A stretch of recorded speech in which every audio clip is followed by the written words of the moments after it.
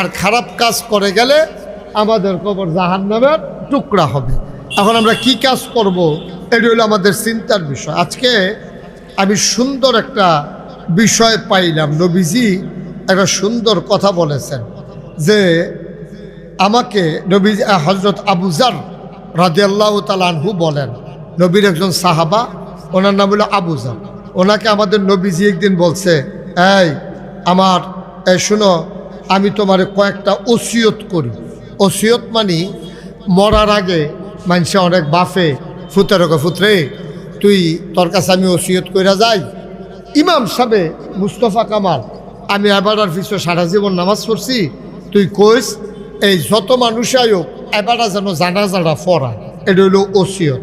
তারপরে কইয়া গেছে যে আমার সারা জীবন যায় কামাই করছি, আমার একটা ওসিয়ত হইল আমি মরার পরে তুই 1 ঘন্টা খ্যাত আমরা মসজিদও দিস, এটা আমার একটা ওসিয়ত।